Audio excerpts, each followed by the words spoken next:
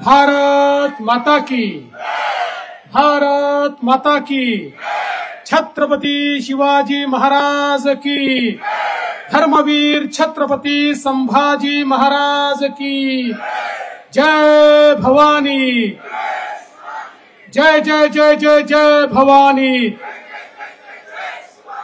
जय श्री राम, जय जय श्री राम। मंचावर उपस्थित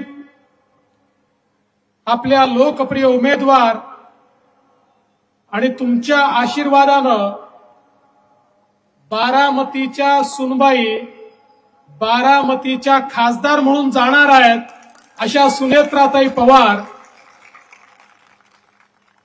या ठिकाणी उपस्थित लोकप्रिय आमदार भीमराव अण्णा तापकीर, विजय बापू शिवतरे, राहुलदादा कुल, माणिकराव कोकाटे, रुपालीताई चाकणकर, नवनाथ पडळकर, वासुदेव नाना काळे, रमेश बापू कोंडे देशमुख, मंगलदास बांदल, दिलीप भाऊ भराटे, बाबा धुमाळ, सुशील मेगडे, किरण बारटक्के, प्रसन्नदादा जगताप, वर्षाताई तापकीर, अल्पनाताई वरपे, राणीताई भोसले, अश्विनीताई पोकळे, सचिन दांगट, मनीषाताई मोरे, सायलीताई रमेश वांजळे।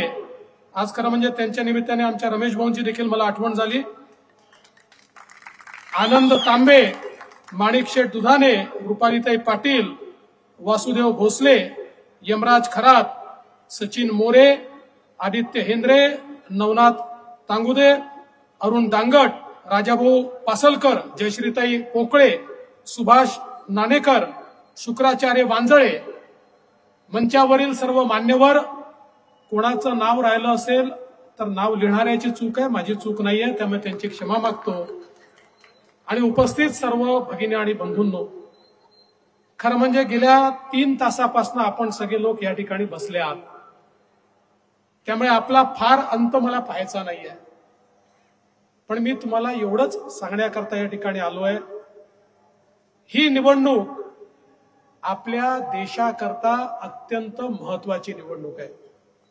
ही काही महानगरपालिकेची निवडणूक नाही आहे, नगरपालिकेची निवडणूक नाही आहे, देशाचा नेता निवडण्याची निवडणूक आहे।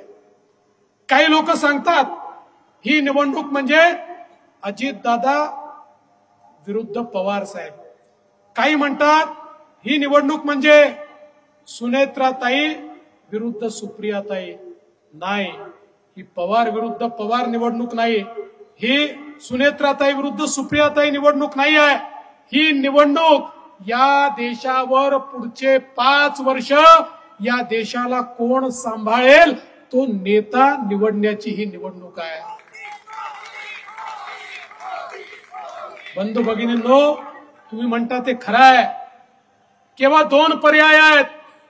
पहिला पर्याय म्हणजे ज्यांना अखिल विश्वामधील सर्वाधिक लोकप्रिय नेते मानलं जातं ते आपले विकास पुरुष असलेले मोदीजी आहेत, आणि मोदीजींच्या सोबत आपली महायुती आहे, ज्यामध्ये माननीय एकनाथराव शिंदेजींची शिवसेना आहे, अजितदादा पवारांची राष्ट्रवादी काँग्रेस आहे, राज ठाकरेंची मनसे आहे, या ठिकाणी आठवले साहेबांची रिपाई आहे, पिरिपा आहे, रासपा आहे, आमची लहुजी शक्ती सेना आहे, या ठिकाणी जनसुराज्य आहे, अशी एक मोठी आपली महायुती या ठिकाणी मोदीजींच्या नेतृत्वामध्ये आपल्या समोर आहे।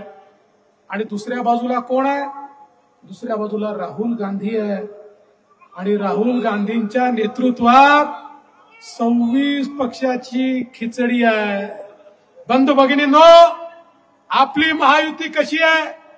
आपली महायुती म्हणजे विकासाची मेट्रो आहे, विकासाची मेट्रो, ज्या मेट्रोला मोदीजींचं मजबूत इंजिन आहे, सगळ्या पक्षांचे डबे लागले आहेत, आणि या आपल्या मेट्रोमध्ये दीन दलित गोर गरीब आदिवासी शेतकरी शेतमजूर महिला अल्पसंख्याक भटके विमुक्त ओबीसी सगळ्यांना बसण्याची जागा आहे।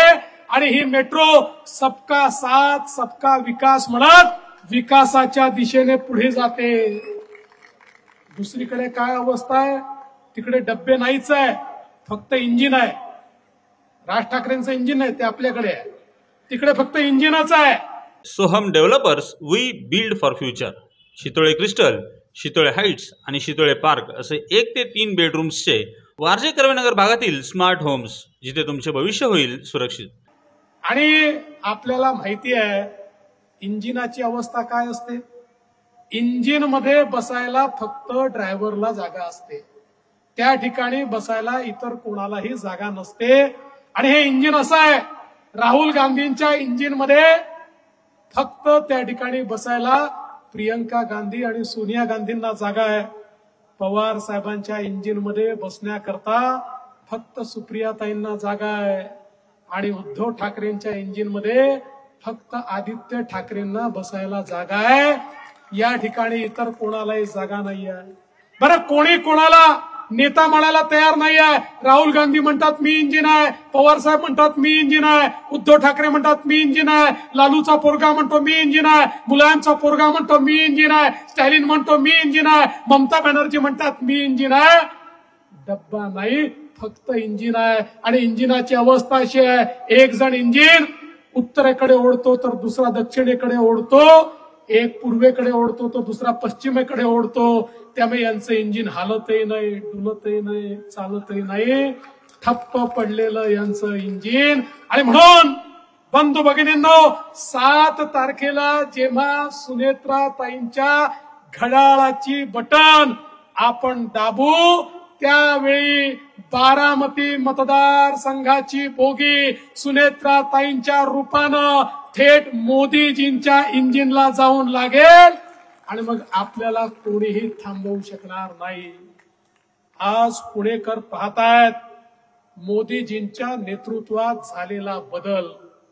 आज पुण्यामधली मेट्रो मोदीजींच्या माध्यमातून ज्या प्रकारे त्याचा विस्तार होतोय, पुण्यामधली मेट्रो मला सांगताना आनंद वाटतो की मुख्यमंत्री असताना आम्ही त्याची सुरुवात केली. ही देशाच्या इतिहासात सर्वात वेगानं तयार झालेली मेट्रो आहे. आणि आता त्याचा मोठ्या प्रमाणात विस्तार शिंदे साहेब, अजितदादा आणि आम्ही करतो आहोत. पुण्याच्या कानाकोपऱ्यात मेट्रो चाललेली आहे. मोदीजींनी या पुणे शहराला आमचं या ठिकाणी खऱ्या अर्थानं एक मुळा मुठा नदी, जी आमची प्रमुख अशा प्रकारची एक नदी आहे, त्याच्या नदी सुधार योजनेच्या अंतर्गत 1800 कोटी रुपये दिले. येत्या काळामध्ये निर्मल आणि अविरल अशा प्रकारची नदी आम्हाला पाहायला मिळणार आहे.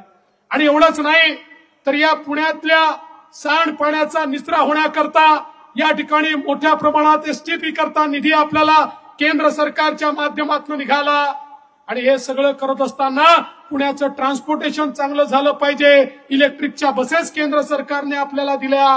मोदी साहेबांनी या ठिकाणी वेगवेगळ्या प्रकारे या पुणे शहराचा विकास होण्याकरता पुणे शहराच्या आसपास जे काही नागरीकरण वाढतंय ते नागरीकरण चांगल्या प्रकारे झालं पाहिजे, याकरता आपल्याला निधी दिला.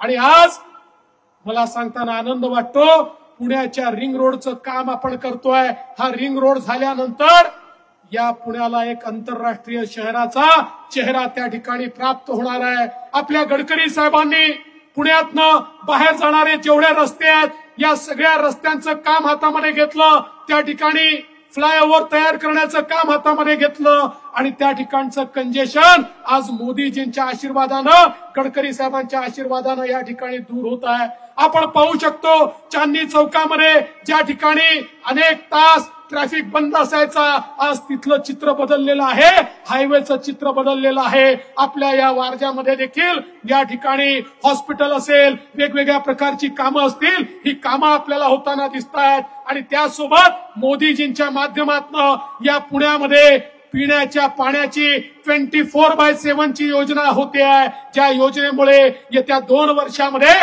पुण्यामध्ये कुठेही पाण्याची कमतरता राहणार नाही. अशा प्रकारचे एक आधुनिक पुणे हे या ठिकाणी तयार होत आहे. आणि या ठिकाणी मला सांगताना आनंद वाटतो, आधी शिंदे साहेब आणि मी असे आम्ही दोघच जण होतो, पण आता आमच्या सोबत अजितदादा पवारांची ताकद आलेली आहे आणि आपल्याला माहितीये या पुण्यावर अजितदादांचं किती प्रेम आहे, या जिल्ह्यावर किती प्रेम आहे. अंजनी लॉन्स मंगल कार्यालय, कोंडवे दावडे, पुणे. पार्किंग, जेवणाचा स्वतंत्र हॉल आणि वधूवरांच्या सुसज्ज खोल्यांसह बजेटमध्ये असलेले एकमेव खात्रीशीर मंगल कार्यालय. त्यामुळे आता आम्ही तिघं मिळून मोदीजींच्या नेतृत्वामध्ये या पुण्याचा चेहरा बदलणार आहोत.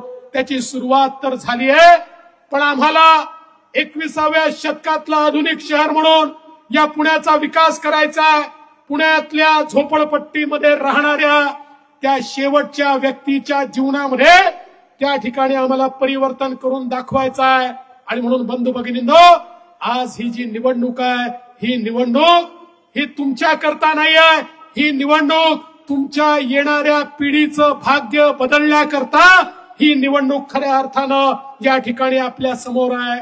कारण मोदीजींच्या नेतृत्वात ज्या प्रकारचा विकास आपण पाहतोय, पुणे हे टेक्नॉलॉजीचं हब आम्ही तयार करतोय, पुणे आर्टिफिशियल इंटेलिजन्सचं हब आम्ही तयार करतोय, पुणे आयटीचं हब आम्ही तयार करतोय, पुणे मॅन्युफॅक्चरिंगचं हब आम्ही तयार करतोय आणि मोठ्या प्रमाणात रोजगाराच्या संधी इथे तयार करत असताना या शहराचा आधुनिक चेहरा आणि त्या चेहऱ्यामध्ये आम पुणेकराचा त्या ठिकाणी कशा प्रकारे समावेश होईल हा आमचा या निमित्ताने प्रयत्न आहे.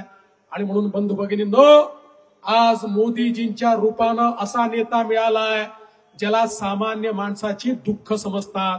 मोदीजींनी या देशामध्ये चमत्कार केला. मोदीजींनी देशामध्ये 10 वर्षामध्ये 25 कोटी लोकांना गरिबीच्या बाहेर काढलं. आज जगातले अर्थतज्ञ चर्चा करतायत, what is this Modi model. हे मोदी मॉडेल काय आहे की 10 वर्षामध्ये 25 कोटी गरीब हे गरिबी रेषेच्या बाहेर आले. 10 वर्षामध्ये 20 कोटी लोक जे झोपडीत राहायचे त्यांना पक्क घर हे मोदीजींनी त्या ठिकाणी दिलं. 10 वर्षामध्ये 50 कोटी लोक ज्यांच्या घरी चुली होत्या त्यांच्या घरी गॅस गेला. 55 कोटी लोक ज्यांच्या घरी शौचालय नव्हते त्यांच्या घरी शौचालय गेले. 60 कोटी लोक ज्यांच्या घरी पिण्याचं पाणी जात नव्हतं त्यांच्या घरी नल से जल पिण्याचं पाणी 70 वर्षावरनं गेलं. 80 कोटी लोक ज्यांना 2020 पासनं मोदीजींनी मोफत राशन दिलं. या महाराष्ट्रातही 7 कोटी लोक असे आहेत की ज्यांना मोदीजींच्या योजनेतनं मोफत राशन मिळतं आणि पुढचे 5 वर्ष मिळणार आहेत. बंधू भगिनींनो, आमच्या युवा शक्ती करता मोदीजींनी मुद्रा सारखी योजना आणली. 10 लाखापर्यंतचं लोन बिना तारण आणि बिना गॅरंटरचं देण्याचा निर्णय केला. आणि मला आनंद वाटतो, एक काळ होता आमची तरुणाई बँकेत जायची, लोन मागायची, बँक मॅनेजर म्हणायचा तुमच्याकडे तारण आहे का, किंवा सरकारी अधिकारी तुमचा नातेवाईक आहे का, त्याची गॅरंटी आणा तर तुम्हाला लोन मिळेल. मोदीजींनी सांगितलं या सगळ्यांचा गॅरंटर मी आहे आणि 61 कोटी लोकांना 10 लाखापर्यंतचं लोन हे मोदीजींनी त्या ठिकाणी बिना गॅरंटरचं आणि बिना तारणाचं मिळवून दिलं. आज ते आपल्या पायावर उभे आहेत आणि मला सांगताना आनंद वाटतो. याच्यामध्ये 31 कोटी महिला आणि मुली आहेत की ज्या मुद्राचं लोन घेऊन आपल्या पायावर उभ्या राहिल्या आहेत. या देशामध्ये मोदीजींनी 80 लाख बचत गटांच्या माध्यमातून त्या ठिकाणी 8 लाख कोटी रुपये हे आमच्या बचत गटांना दिले आणि बचत गटांना हा पैसा दिल्यानंतर 10 कोटी महिलांना मोदीजींनी या योजनेमध्ये रोजगार मिळवून दिला. त्यापैकी 1 कोटी महिला लखपती झाल्या आहेत. अजून 3 कोटी महिलांना लखपती करणार आहे आणि हळूहळू 10 कोटी महिलांना लखपती करण्याचा निर्णय हा मोदीजींनी घेतलाय. कारण मोदीजी म्हणतात एक पुरुष पायावर उभा राहिला तर केवळ पुरुष पायावर उभा राहतो, पण एक महिला पायावर उभी राहिली तर पूर्ण तिचा संसार तिचा परिवार पायावर उभा राहतो. आणि एवढंच नाही माता भगिनींनो, आता तर या ठिकाणी आमच्या मंचावर सुनेत्राताई आणि आमच्या रुपालीताई फार कमी महिला या ठिकाणी दिसत आहेत, पण आता मोदीजींनी तुमची देखील सोय केली आहे. 2026 नंतर आमचा अर्धा मंच आम्हाला महिलांना द्यायचा आहे, कारण मोदीजींनी सांगितलंय आता विधानसभेतही 33% महिला जाणार आहेत आणि लोकसभेतही 33% महिला जाणार आहेत। या देशामध्ये महिलांचा विचार करणारे प्रधानमंत्री म्हणून आज मोदीजींकडे पाहिलं जातं। या देशातल्या 12 बलुतेदारांचा विचार, गावगाड्यातल्या त्या सामान्य माणसाचा, आमच्या कारीगराचा विचार यापूर्वी कोणी केला नव्हता। मोदीजींनी त्यांचा विचार केला आणि त्यांच्याकरता या ठिकाणी मोदीजींनी विश्वकर्मासारखी योजना आणली। 14,000 कोटी रुपये मोदीजींनी दिले आणि पारंपरिक व्यवसाय करणाऱ्यांना त्यांच्या व्यवसायात आधुनिकता आणण्याकरता, त्यांचा व्यवसाय पुढच्या पिढीला देण्याकरता, त्यांचा व्यवसाय वैश्विक करण्याकरता मोठ्या प्रमाणात मदत करण्याचं काम हे मोदीजींच्या माध्यमातून झालंय। बंधू भगिनींनो, समाजातला कुठलाच घटक नाही आहे की ज्याला मोदीजींनी मदत केली नाही। Soham developers we build for future Shitole crystal, Shitole heights आणि शितोळे पार्क असे 1 ते 3 बेडरूम्सचे वारजे कर्वेनगर भागातील स्मार्ट होम्स, जिथे तुमचे भविष्य होईल सुरक्षित। आमच्या अनुसूचित जातीच्या मुलांना त्या ठिकाणी उद्योजक झालं पाहिजे म्हणून स्टँडअपची योजना आणली। आमच्या आदिवासी समाजाकरता 24,000 कोटी रुपयाची योजना आणली। समाजातल्या प्रत्येक घटकाला त्यांनी उभं केलं आणि म्हणूनच जगातले लोक म्हणतात की 10 वर्षामध्ये भारतामध्ये एक सायलेंट रेव्होल्यूशन झालं। सायलेंट रेव्होल्यूशन, एक अशी क्रांती ज्याचा आवाज कोणाला समजलाच नाही आणि कशा प्रकारे भारत बदलला हे कोणालाच कळलं नाही। विचार करा, 2013-14 मध्ये या देशामध्ये इन्फ्रास्ट्रक्चरवर, रस्त्यांवर, रेल्वेवर, एअरपोर्टवर, पोर्टवर, त्या ठिकाणी विजेवर, घरं बांधण्यावर, पाटबंधारेवर वर्षाला 1 लाख कोटी रुपये केवळ खर्च व्हायचे।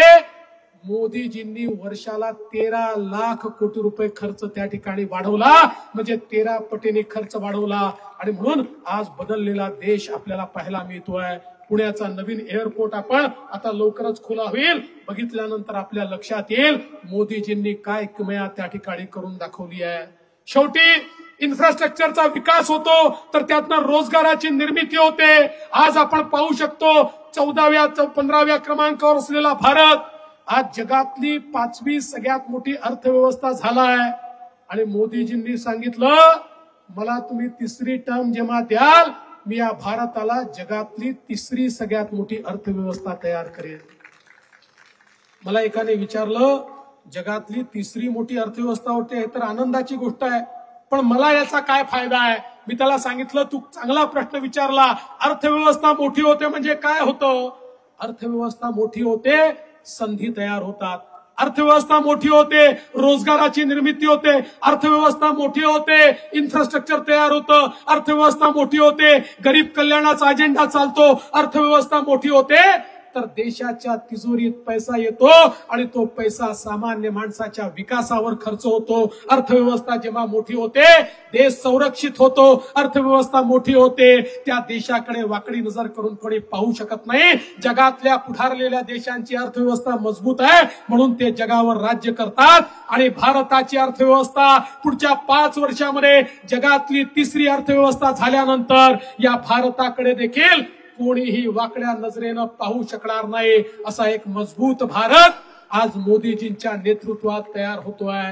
बंधू भगिनींनो, तुम्ही तो कोविडचा काळ आठवा ज्या काळामध्ये आपल्या नातेवाईकांशी देखील नातं दाखवण्याची चोरी होती। कोणाच्या मैतीला कोणी जात नव्हतं, किड्या मुंग्यासारखे लोक मरत होते आणि जगाच्या पाठीवर एक्सपर्ट म्हणायचे की आता भारताचं काही खरं नाही, 140 कोटीचा देश आहे, याच्यामध्ये लसी देखील मिळणार नाही। या ठिकाणी इतके गरीब लोक आहेत, भारतामध्ये 40-50 कोटी लोक तरी या ठिकाणी खऱ्या अर्थानं मरून जातील, मृत्युमुखी पडतील। पण बंधू भगिनींनो, त्या काळामध्ये जगातल्या केवळ 4 देशांना लस तयार करता आली। त्या देशांना वाटायचं भारत देखील आता आमच्या पुढे हात फैलवत रांगेत उभा राहील, मग काही लसी त्यांना देऊ, प्रॉफिट कमवू, भारताला या ठिकाणी नमवू, आम्ही त्याला गुलाम करू। अशा प्रकारच्या मानसिकतेमध्ये ते होते। त्यांना माहिती नव्हतं या भारतामध्ये नरेंद्र मोदी नावाचा एक वाघ आहे जो भारतीयांना कसं वाचवायचं हे त्याला समजतं. मोदीजींनी देशातल्या शास्त्रज्ञांना एकत्रित केलं, त्यांना रिसोर्सेस दिले, त्यांना रॉ मटेरियल दिलं आणि त्यांना सांगितलं आपल्याच देशात लस तयार झाली पाहिजे. आपल्या पुण्यामध्ये लस तयार झाली, बंगलोरमध्ये लस तयार झाली, आपल्या देशात लस तयार झाली. 140 कोटी लोकांना 2 वेळा लस मोदीजींनी मोफत त्या ठिकाणी दिली. या भारतीयांना वाचवण्याचं काम मोदीजींनी केलं. काल परवा मी भाषण ऐकत होतो, आमचे उद्धवजी म्हणाले की तुम्ही सांगता मोदीजींनी लस दिली, लस तर शास्त्रज्ञ बनवतात, मग मोदीजींनी कशी काय लस बनवली असं तुम्ही सांगता. मी त्यांना या ठिकाणी प्रश्न विचारतो की तुमचं मातोश्री 2 जे बनलेलं आहे ते मातोश्री 2 बनवण्याचं काम तर इंजिनियरनी केलं, मजुरांनी केलं, पण तुम्हाला कोणी विचारलं तुमचं घर कोणी बांधलं तर तुम्ही हे सांगाल का मजुरांनी बांधलं? तुम्ही हे सांगाल मातोश्री 2 हे मी बांधलेलं आहे. एखादा पूल बांधला तर कॉन्ट्रॅक्टरनी बांधला असं सांगतो का? त्या ठिकाणी आमचे भीमराव अण्णा तापकीर हेच म्हणतील हा पूल मी बांधलाय. अंजनी लॉन्स मंगल कार्यालय, कोंडवे जावडे, पुणे. पार्किंग, जेवणाचा स्वतंत्र हॉल आणि वधूवरांच्या सुसज्ज खोल्यांसह बजेटमध्ये असलेले एकमेव खात्रीशीर मंगल कार्यालय. जर मोदीजी नसते तर अशी लस तयार झाली असती का? मोदीजी नसते तर एवढा आंतरराष्ट्रीय प्रेशर त्या ठिकाणी होतं ते झुगारून ज्या प्रकारे मोदीजींनी या ठिकाणी सगळ्या राष्ट्रांना नमवून ही लस तयार केली. अरे तुम्ही या ठिकाणी बैमान होऊ शकता, पण मला आनंद वाटतो. मी मॉरिशस सारख्या देशात गेलो. मॉरिशस मध्ये गेल्यानंतर तिथल्या मराठी मंडळींनी छत्रपती शिवरायांच्या पुतळ्याचं उद्घाटन ठेवलं होतं, उद्घाटन केलं आणि मॉरिशसच्या राष्ट्रपतींकडे गेलो. ते राष्ट्रपती आफ्रिकन ओरिजिनचे राष्ट्रपती होते. त्या राष्ट्रपतींना भेटल्यानंतर ते राष्ट्रपती मला म्हणाले फडणवीसजी मोदीजींना आमचे धन्यवाद द्या. म्हटलं कशा करता धन्यवाद? म्हणाले मॉरिशस जिवंत आहे कारण मोदीजींनी आम्हाला कोविडची लस दिली आणि म्हणून आमचे धन्यवाद त्यांना सांगा. बंधू भगिनींनो, 100 देश असे आहेत, 100 देश जे सांगतात मोदीजींमुळे आमचा देश जिवंत आहे. हे 100 देश आज म्हणतात आमचे नेते हे मोदीजी आहेत. आता मोदीजी केवळ भारताचे नेते राहिले नाहीत, ते जागतिक नेते झालेले आहेत. बंधू भगिनींनो, एक समृद्ध भारत, एक सशक्त भारत या ठिकाणी तयार झालेला आहे. आज आपण पाहू शकतो खऱ्या अर्थानं तो काळ देखील आठवा ज्या काळामध्ये या भारतामध्ये, पुण्यामध्ये, मुंबईमध्ये पाकिस्तानी आतंकवादी यायचे, या ठिकाणी बॉम्बस्फोट करायचे आणि निघून जायचे. आणि त्यावेळी आमचे प्रधानमंत्री केवळ त्यांचा निषेध करायचे.